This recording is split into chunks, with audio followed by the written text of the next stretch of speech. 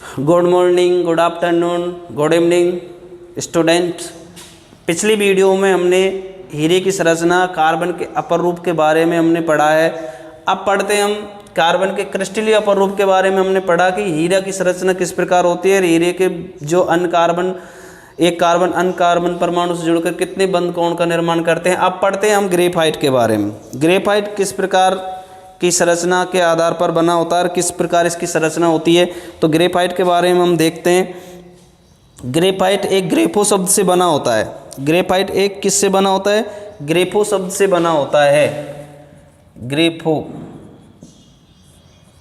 Graphite एक ग्रेफो शब्द से बना होता है, शब्द से बना होता है।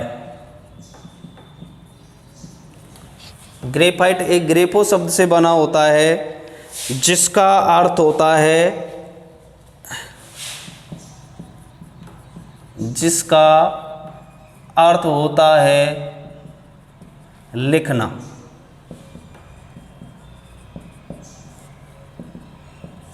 देखिए ग्रेफाइट जो होता है वो ग्रेफाइट ग्रेफो शब्द से बना होता है। किससे शब्द से बना होता है? ग्रेफो, जिसका अर्थ होता है लिखना। हम इस ग्रेफाइट का उपयोग जो रूल पेंसिल होती है, हमारी जो पेंसिल होती है, रूल पेंसिल होती है जिससे हम चित्र बनाते हैं, उस रूल पेंसिल में किसका उपयोग किया जाता है? ग्रेफाइट का उपयोग किया जाता है। तो ग्रेफाइट में ग्रेफाइट की संरचना के बारे में हम देखते हैं कि ग्रेफाइट की संरचना किस प्रकार होती है, इसमें क्या क्या होते हैं। सबसे पहले इसमें आ जाता है ग्रेफाइट की संरचना। ग्रेफाइट में लिखेंगे हम, ग्रेफाइट में कार्बन परमाणु, कार्बन का प्रत्येक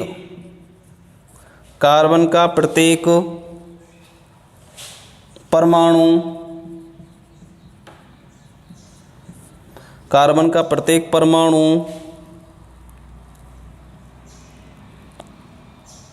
परमाणु कार्बन का प्रत्येक परमाणु कार्बन के 3 परमाणु, कार्बन के 3 अन्य परमाणु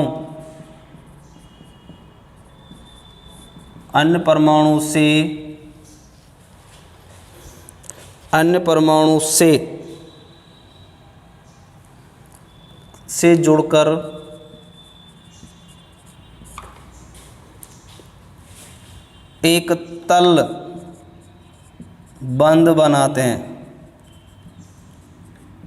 एक तल बंध बनाते हैं। देखिए बेटा इसमें कि ग्रेफाइट में कार्बन परमाणु का प्रत्येक कार्बन परमाणु 3 अन्य परमाणुओं से जुड़कर एक तलबंध बनाते हैं। क्या बनाते हैं? एक तलबंध, जो एक फिसलनी जो पट्टी सी होती है उसके ऊपर वो तलबंध बनाते हैं। ठीक है। दूसरा है इसमें ग्रेफाइट की संरचना षटकोणीय तल से, ग्रेफाइट की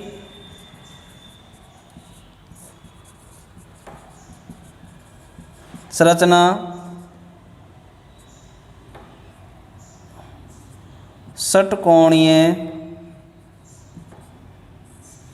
ग्रेफाइट की संरचना षटकोणीय होती है।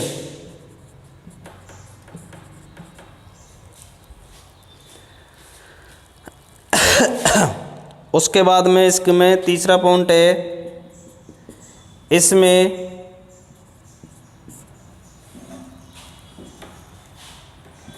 मुक्त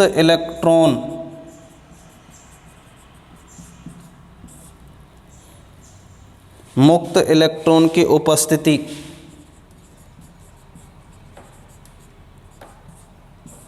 होती है। मुक्त इलेक्ट्रॉन की क्या होती है? उपस्थिति होती है। उसके बाद में हमारे इसमें अगला है ग्रेफाइट चिकना एवं फिसलदार पदार्थ होता है। ग्रेफाइट चिकना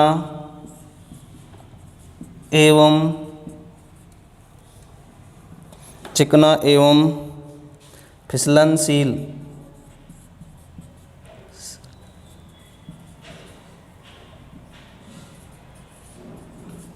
फिसलनशील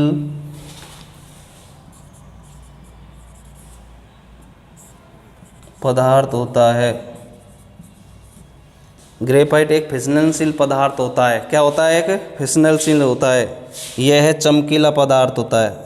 अगला पॉइंट है, यह है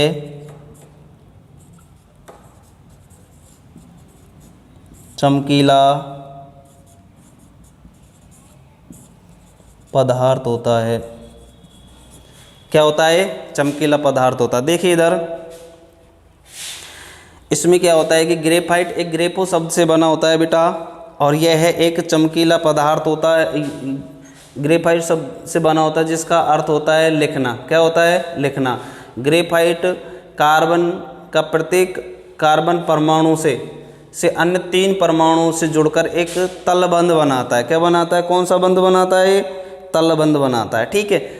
अगला तीसरा पॉइंट है इसमें, दूसरा पॉइंट है कि ग्रेफाइट की संरचना षटकोणीय होती है। कैसी होती है? षटकोणीय होती है। इसकी संरचना कैसी होती है बेटा?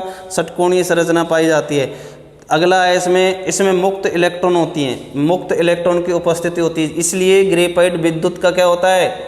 विद्युत का सुचालक होता है। कौन होता है? ग्रेफाइट विद्युत का सुचालक, विद्युत का सुचालक माना जाता है। ग्रेफाइट विद्युत का क्या माना जाता है? सुचालक माना जाता है। क्यों माना जाता है? क्योंकि इसमें उपस्थित जो इलेक्ट्रॉन होते हैं वो मुक्त होते हैं। क्या होते हैं? मुक्त होते हैं। और जब इलेक्ट्रॉन मुक्त होते हैं तो वो पदार्थ एक विद्युत का क्या माना जाता है? सुचालक माना जाता है। आपने पिछली वीडियो में हीरे के बारे में पढ़ा था। किसके बारे में पढ़ा था? हीरे के बारे में। तो हीरे के बारे में पढ़ा था, तो हीरे के बारे में आपने पढ़ा था कि हीरे के जो एक कार्बन अन्य 4 कार्बन परमाणु से 1.54 एंगस्ट्रॉम का कौन बनाता है? 1.54 किसका बनाता है? एंगस्ट्रॉम का कौन बनाता है? 1.54 एंगस्ट्रॉम का कौन जो बनता है, वो 1.54 एंगस्ट्रॉम का कौन बनने के कारण वो जो इसमें उपस्थित जो इलेक्ट्रॉन होते हैं वो बंधे हुए होते हैं। क्या होते हैं? बंधे हुए होने के कारण वो विद्युत का क्या होता है? सुचालक नहीं होता, कुचालक होता है। क्या होता है? कुचालक। ग्रेफाइट में एक ऐसी संरचना है, षटकोणीय संरचना होता है। एक कार्बन अन्य 6 कार्बन परमाणु से जुड़कर होता है, इसलिए षटकोणीय संरचना मानी जाती है। और इसमें जो इलेक्ट्रॉन उपस्थित होते हैं वो मुक्त होते हैं। कैसे होते हैं? मुक्त होते हैं। इसलिए विद्युत का क्या माना जाता है? सुचालक माना जाता है। क्या माना जाता है? सुचालक माना जाता है। इसलिए क्या माना जाता है? विद्युत का सुचालक माना जाता है। और विद्युत का सुचालक मानने के कारण इसे एक चमकीला पदार्थ और चिकना एवं फिसलनशील पदार्थ भी कहा जाता है। चमकीला एवं फिसलनशील पदार्थ भी क्या किया जाता है? कहा जाता है। अब इस ग्रेफाइट की संरचना के बारे में देखते हैं हम। ग्रेफाइट की संरचना किस तरह बनाई जाती है।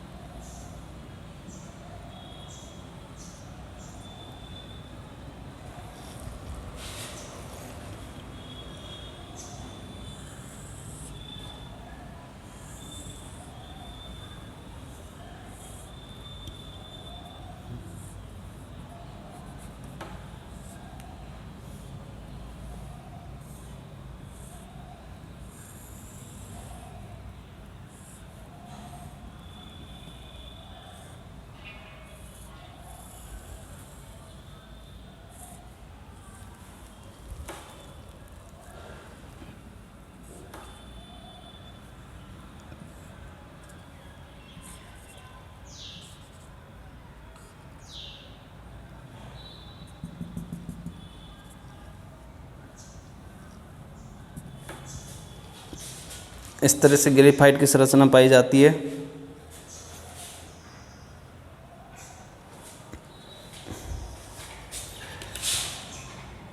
ये अन्य कार्बन परमाणु से जुड़े होते हैं।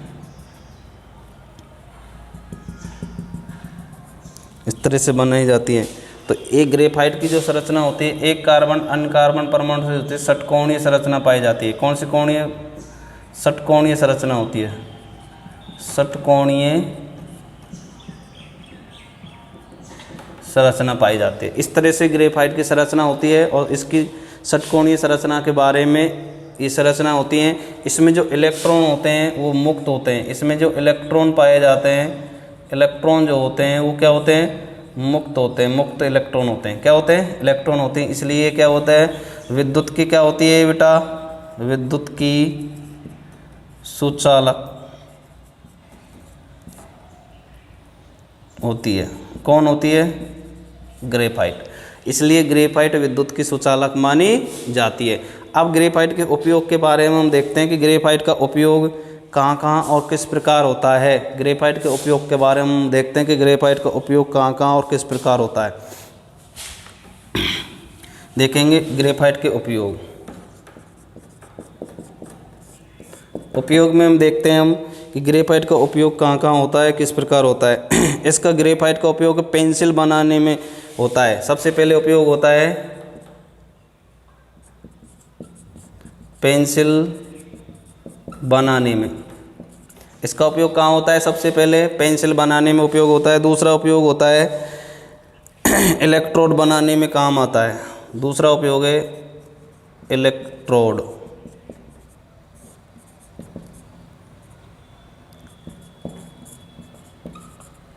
इलेक्ट्रोड का मतलब होता है कि आपने सेल देखे होंगे, सेल निप्पो सेल के वगैरह बारे में आपने देखा होगा कि जो कार्बन की छड़ बोलते हैं, जो निप्पो सेल जो होता है उस सेल में आपने देखा होगा कि ये निप्पो सेल है और इस सेल के भीतर अंदर एक कार्बन की छड़ होती है।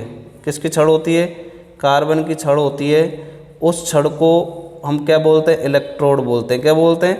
इलेक्ट्रोड बोलते हैं। तो इसलिए इसका इलेक्ट्रोड बनाने में प्रयुक्त लिया जाता है। उसके बाद में लोहे की वस्तुओं पर पॉलिश करने में काम आता है। तीसरी है लोहे की वस्तुओं पर पॉलिश करने के काम में आती है। जो लोहे की वस्तु जो होती है उस वस्तु पर पॉलिश करने के क्या आती है? काम में आती है। जो लोहे की वस्तु होती है उस वस्तु पर पॉलिश करने के काम आती है। प्राइमर जो होता है आपका, उस प्राइमर के आधार पर उस लोहे की वस्तु पर पॉलिश की जाती है। किसके? ग्रेफाइट का उपयोग लिया जाता है। अगला है इसका नाभिकीय परमाणु भट्टी में मंदक के रूप में लिया जाता है। अगला इसमें नेक्स्ट पॉइंट है इसका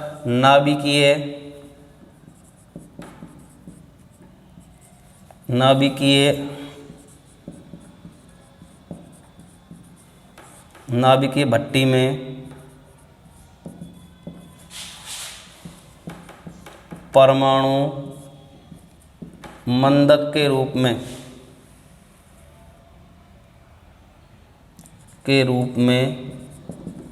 उपयोग किया जाता है।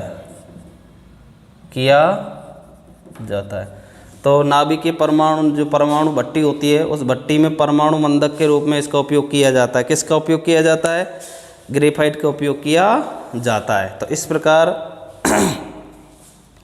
ग्रेफाइट की संरचना और उपयोग के बारे में हमने पढ़ा। अब पढ़ते हैं हम अगली है क्रिस्टलीय अपर रूप में।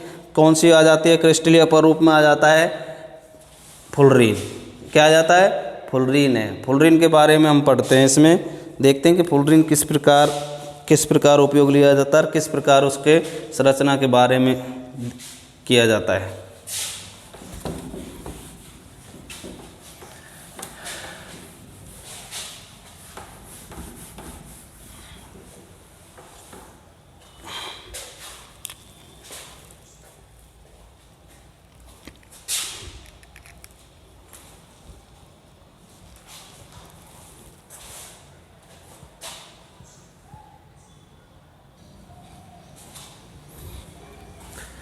फ्लोरीन के बारे में देखते हैं।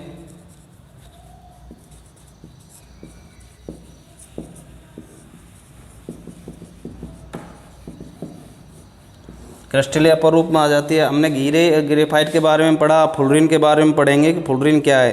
फ्लोरीन की संरचना एक फुटबॉल जैसी होती है। देखिए बेटा, जो फ्लोरीन होता है, फ्लोरीन की संरचना है, लिखेंगे फ्लोरीन की संरचना एक फुटबॉल की तरह होती है। ठीक है, समझ गए होंगे कि फ्लोरीन की संरचना के बारे में हमने देखा है कि फ्लोरीन की संरचना कैसे होती है। एक फुटबॉल की संरचना फुटबॉल की तरह होती है, जैसे आपने फुटबॉल देखा है ना, उस तरह से होती है इसकी संरचना। अब दूसरा है इसका फ्लोरीन नाम किसके आधार पर पड़ा? इसका नाम पड़ा है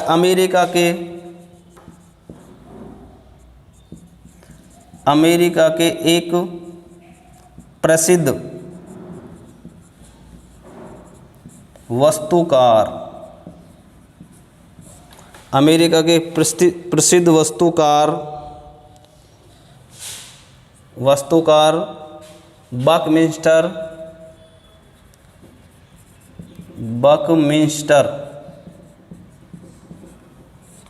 बकमिंस्टर फुलर ने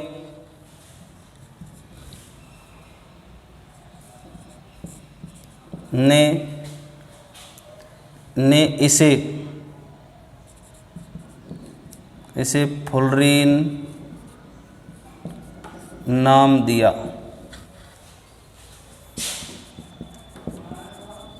अमेरिका के एक प्रसिद्ध वास्तुकार, एक वैज्ञानिक वास्तुकार था, प्रसिद्ध एक वास्तुकार था बकमिंस्टर। क्या था? बकमिंस्टर। आपसे पूछ सकता है कि फ्लोरीन नाम किसने दिया था? आपसे क्वेश्चन पूछ सकता है कि फ्लोरीन नाम किसने दिया था? तो फ्लोरीन नाम का अमेरिका के एक बकमिंस्टर फुलर था, प्रसिद्ध वास्तुकार था। वो प्रसिद्ध वास्तुकार फुलर ने इसे फ्लोरीन नाम दिया था। क्या नाम दिया था? फ्लोरीन नाम दिया था। इसे बॉकी बॉल के नाम से भी जाना जाता है। तीसरा है इसमें, इसे बॉकी बॉल के नाम से जाना जाता है। इसे बॉकी बॉल के नाम से जाना जाता है। ठीक है, तो इसे बॉकी बॉल के नाम से भी जाना जाता है। अगला है इसमें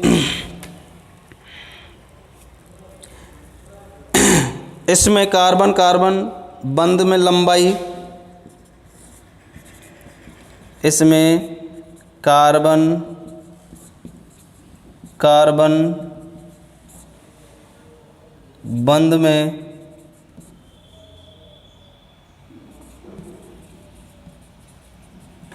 लंबाई 1.40 एंगस्ट्रॉम 1.40 एंगस्ट्रॉम होती है। कितनी होती है? 1.40 एंगस्ट्रॉम होती है। जो इसकी जो संरचना होती है, उस संरचना के आधार पर इसकी संरचना कैसी होती है? जैसे आपने देखा है कि इस तरह से होता है।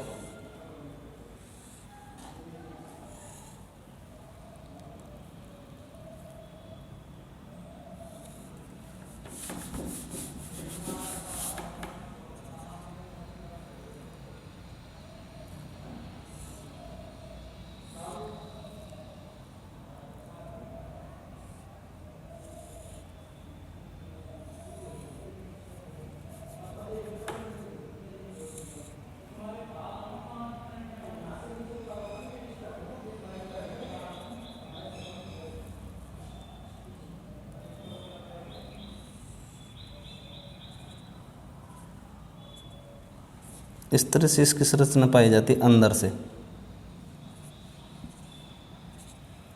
इस तरह से इसकी संरचना पाई जाती है अंदर से। जो अन्य 60 कार्बन परमाणु से जुड़ी होती है, C16 से जुड़ी होती है। कितनी से जुड़ी होती है? C16 से जुड़ी होती है। इसलिए इसे क्या कहा जाता है?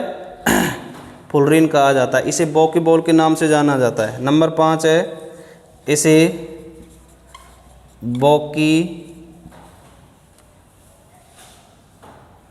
बॉकी बॉल से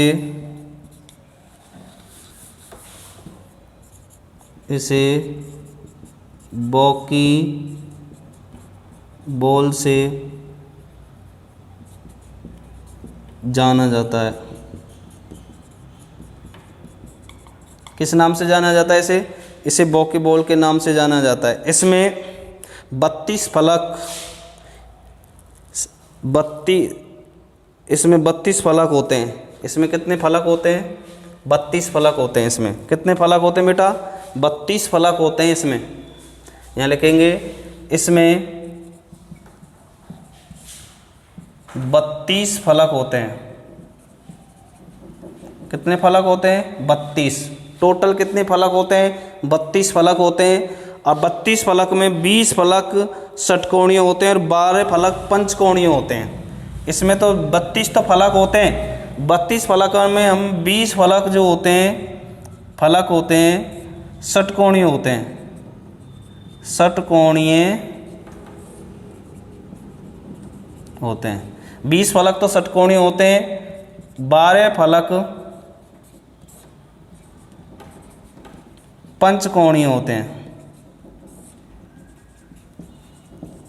12 फलक क्या होते हैं? पंचकोणीय होते हैं। तो टोटल कितने फलक हो जाते हैं इसके? 32 फलक होते हैं। कितने फलक होते हैं बेटा? इसके 32 फलक होते हैं। सबसे पहले इसे बॉकी बॉल के नाम से जाना जाता है। इसमें कार्बन कार्बन परमाणु के मध्य इसकी लंबाई होती है 1.40 एंगस्ट्रॉम होती है इसके ठीक है। उसके बाद में इसमें 32 फलक होते हैं, जिसमें 20 फलक षटकोणीय होते हैं और 12 फलक क्या होते हैं? पंचकोणीय होते हैं। क्या होते हैं? पंचकोणीय होते हैं। इसमें 20 फलक में तो 60 षटकोणीय होते हैं, यानी कि 6 कोण पाए जाते हैं, जबकि 12 फलक में 5 कोण पाए जाते हैं। तो इस तरह से इसकी संरचना होती है। अब इसके उपयोग के बारे में हम देखते हैं कि इसके उपयोग कहाँ कहाँ किस प्रकार किया जाता है। इसके उपयोग के बारे में देख लें। फ्लोरीन के उपयोग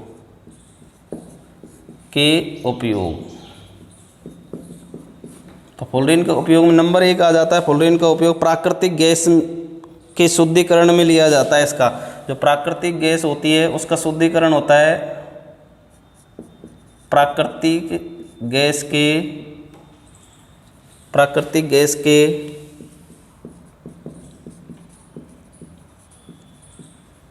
शुद्धिकरण में।